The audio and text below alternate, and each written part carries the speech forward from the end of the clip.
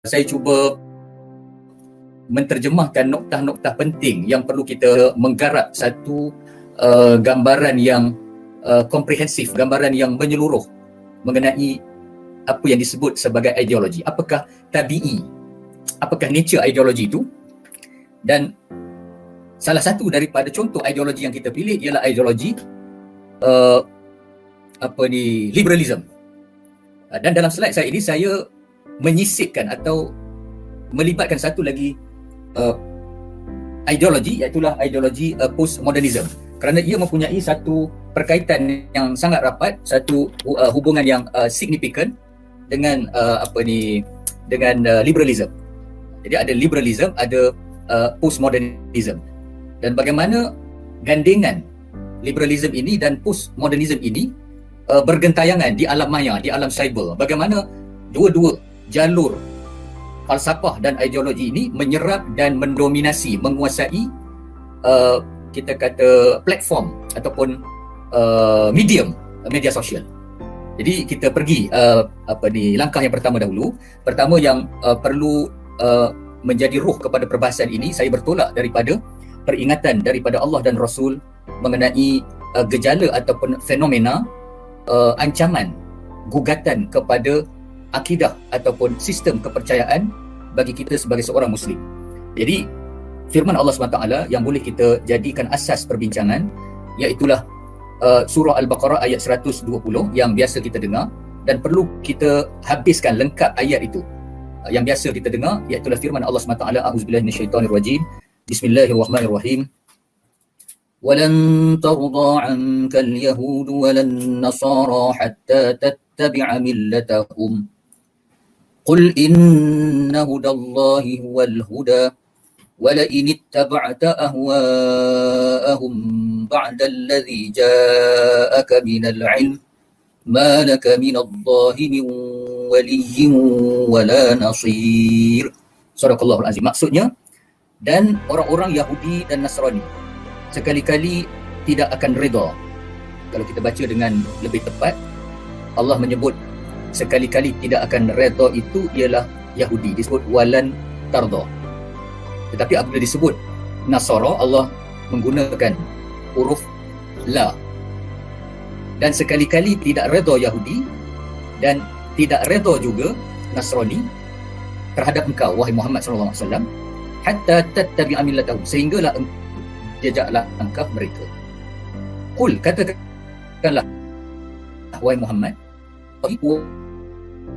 petunjuk yang benar-benar mempunyai nilai sebagai petunjuk hanyalah petunjuk Allah.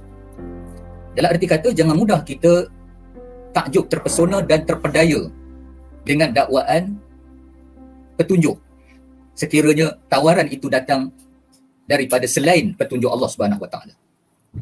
Hanya petunjuk Allah saja yang benar-benar merupakan penyelesaian dan solusi kebahagiaan.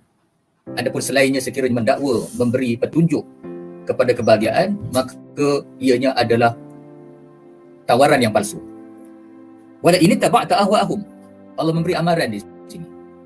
Tetapi kalau sekiranya kita umat Islam ini masih lagi berdegil, masih lagi tidak mahu mengambil kira peringatan daripada Allah, walaupun setelah datangnya ilmu, bahkan sebaliknya kita berpaling daripada ilmu yang datang daripada Allah, sebaliknya kita lebih menyahut dan melayan hawa nafsu Yahudi dan Nasrani, maka Allah menyatakan akibat daripada sikap kita itu, iaitu kamu tidak akan mendapati bahawa Allah ini masih lagi menjadi pelindung, masih lagi menjadi penolong kepada kamu.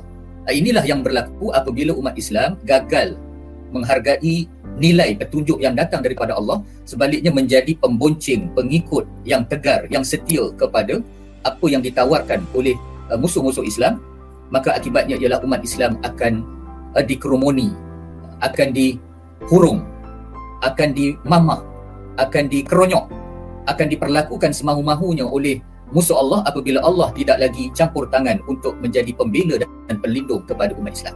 Jadi itulah amaran Allah SWT. Yang kedua ialah sabda Nabi SAW, iaitulah hadis Sahih Muslim, di mana Nabi SAW memberi suatu amaran akan tibanya satu masa di mana akan berlaku fitnah kepada keimanan kita di akhir zaman ini. Sabda Nabi SAW, satakunu fitanun kaqita'il lailil muslim. Akan datang suatu masa di mana fitnah itu sangat halus tersembunyi, yang seumpama gelapnya malam gulita, maka begitulah yang tersembunyi terus yang akan mendatang Islam. Apakah gambarannya? Kata Nabi SAW, yusbihur rajulu mu'minan wa yumsi kafira. Keadaannya seumpama seorang itu apabila melalui kehidupan seharian, maka pada waktu pagi dia adalah seorang yang beriman, tetapi apabila menjelang waktu petang dia menjadi seorang yang kafir, telah tercabut, terlucut iman daripada dirinya. Ataupun wa yusbihu mu'minan wa yumsi kafira, yusbihu rajulu mu'minan wa yumsi kafira wa yumsi mu'minan wa yusbihu kafira. Ataupun bersilih ganti, iaitu apabila, maksudnya ialah ataupun gambarannya seorang itu pada waktu petang dia beriman, tetapi apabila menjelang pagi esoknya dia menjadi seorang yang kafir. Apakah gerangan keadaan watak yang sebegini? Kata Nabi SAW, yabi'u dinahu bi'aradin minad dunya. Kerana ketika itu agama ini, pegangan agama ini menjadi suatu yang diperdagangkan, yang dijual beli dengan mata benda dunia yang sedikit. Jadi oleh kerana demi mendapat kemaslahatan, kepentingan duniawi, maka agama digadaikan, agama menjadi suatu yang boleh ditolak ansurkan. Ini bayangan yang sedang kita hadapi di akhir zaman ini. Satu lagi ialah satu hadis yang panjang, hadis riwayat Abu Daud, tetapi saya ambil potongan yang akhirnya itu, di mana seorang sahabat Nabi iaitu Huzaifah Al-Yamani. Huzaifah ini sering bertanya tentang perkara-perkara keburukan, supaya dengan itu beliau dapat menjadikan perkara keburukan itu sebagai suatu yang dijauhi, yang dapat dihindari. Maka beliau bertanya tentang pusingan cycle di antara putaran kebenaran dan putaran kepalsuan, kejahatan. Maka di hujung hadis itu Nabi SAW membayangkan akan terdapatnya du'atun ala jahannam. Di akhir zaman kedapatan penyeru-penyeru ke neraka jahanam.